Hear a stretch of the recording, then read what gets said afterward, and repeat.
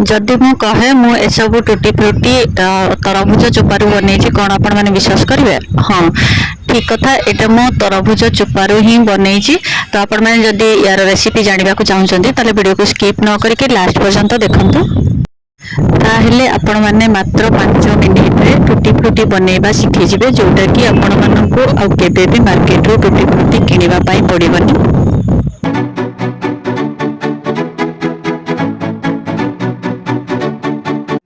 तरभुज को खाई सारा पर तार चोपा को न फोपाड़ी ए सब चोपा को माने मु फ्रेश बनवा कथा किंतु पाखापाखि 12-14 घंटा पर्यंत रखी देथिली बनवा को मते टाइम ही नथिला तो सेति पई लेट हेतला गोटे 1 डे पर मु ताको बनैथिली। तो आपण माने जते बेले भी बनौचंती फ्रेश बनातु जेबे भी तरभुज आनिबे से डे रे सेम डे रे आपण माने तरभुज खाई सारा पर तार चोपा को एम्ति तार बाहर ऊपर चोपा को छड़े की ताको छोट छोट पीस करके सेम साइज रे काटी नेबे।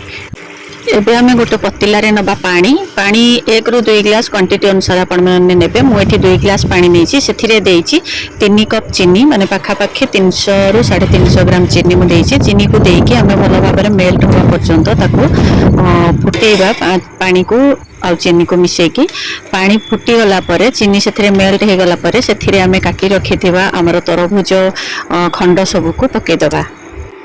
एबे आमे ताको 5 ରୁ 7 मिनिट पर्यंत एथिरे फुटीबा पई छाडी दबा। ध्यान देबे जेमति से हमर तरभुज खंड गुडी को नरम न हुए और लो फ्लेम रे आमे ताको 5 ରୁ 7 मिनिट पर्यंत फुटीबा पई छाडीबा और मझिरे मझिरे मिक्स करथुबा। और हाँ जदि आपण माने अमृतभंडा रे बनाउचंती ताले अमृतभंडा को आग प्रथमे गरम पानी रे पकेकी छाणी नेबे तापरे चीनी पानी रे पकेबे काहेकि ना अमृतभंडार गोटे फ्लेवर थाए गोटे स्मेल थाए तो सेही कंचा बास्ना जिबा पई ताको आग प्रथमे गरम पानी रे फुटेकी छाणी नेला परे चीनी पानी रे पकेबा दरकार। एबे आमर तरभुज सब टिके नरम हो जाए तो ताको अलग अलग 4-5 गिना को बाहर कर नेबे। आपण माने जेते कलर ऐड करेंगे सेतिकिटा बाउल बा गिना को आपण माने सब तरभुज खंड को बाहर कर देबे।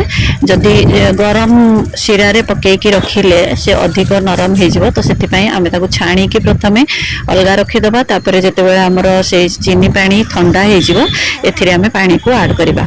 तापरे अलग अलग गिना रे रखिला परे सेथिरे आमे कलर ऐड कर दबा। एठी मु फूड कलर सब नेछि फूड कलर सब ऐड करिवे जोटा कि हम स्वास्थ्य पई बहुत भल रहइबो। तो एथिरे मु 5टा कलर दे ऐड करिछि। मो पाखे 5टा कलर थिला आपण माने जेतिकिटा कलर ऐड करबा को चाहिबे ऐड कर परिबे। और हाँ जो भूल मु करिछि आपण माने से भूल करिवेनी कौन ना ब्लैक कलर केबे भी ऐड करिवेनी। मु एठी ब्लैक कलर भी थिला मो पाखे तो ब्लैक कलर ऐड करथिली जोटा कि माने देखिबा पाई सेति के अट्रैक्टिव लागि नथिला जते बेले मो सब टूटी फ्रूटी को मिक्स कली। तो एबे मु कलर देकी सब टूटी फ्रूटी को मिक्स करि नेछि। तापरे हमर से चीनी पानी सब ठंडा हे गला परे सेथिरे मु एबे देखंतु ठंडा हे जाइछे चीनी पानी तो एथिरे मु अल्प अल्प करिकी सेथिरे सब चीनी पानी को दे देबी जेमति कि गिना हमर फुल रहिबो। तो से अनुसार हेले डीप हे कि जदी रहिला हमर अमृतभंडा सॉरी हमर तरभुज खंड सब ताले ये भलो हमर सोक करिवो सेथिरे। तो ए चीनी पानी जो अछि से मीठा मध्य सेथिरे सोक हबो आ हमर टूटी फ्रूटी मध्य बहुत टेस्टी बनिबो। तो याको आमे 6 ରୁ 7 घंटा पई छाडी दबा। एमती रे जदि आपण माने चाहिबे इवनिंग रे जदि बनाउचंती ताले ओवरनाइट याको एमती डीप हेकी रहिबा पई छाडी देबे। तापरे 6-7 घंटा गला परे बा नेक्स्ट डे मॉर्निंग रे आपण माने ताको अलग अलग करिकी एमती छाणी नेबे। छाणी नेला परे जदि चाहिबे आपण माने अलग करिकी छाणी परिबे ना तो गोटे जगह रे मध्य छाणी परिबे। एठी मते जेतु गोटे छोट छणा थिला तो मु 2-3टा करिकी कलर जेतिकी हमर आसिला सेतिकी छाणी नेछि। तो आपण माने एमती सब छाणी नेबे। छाणी नेला परे ताको मिक्स करिवे आ अलग अलग जो करिकी जदि छाणी की रखुचंती ताले बहुत भलो हबो कारण कलर किछि मिक्स होबनी। अलग अलग करिकी छाणी नेला परे ताको गोटे घंटा पई आपण माने फैन पवन रे सुखै नेबे। टिके सुखी गला परे सब टूटी फ्रूटी को एकाठी मिक्स करिकी आपण माने जे कोनोसी एयर टाइट कंटेनर रे भरिकी फ्रिज रे 6 ରୁ 7 मास पर्यंत आपण माने रखिकी यूज कर परिबे।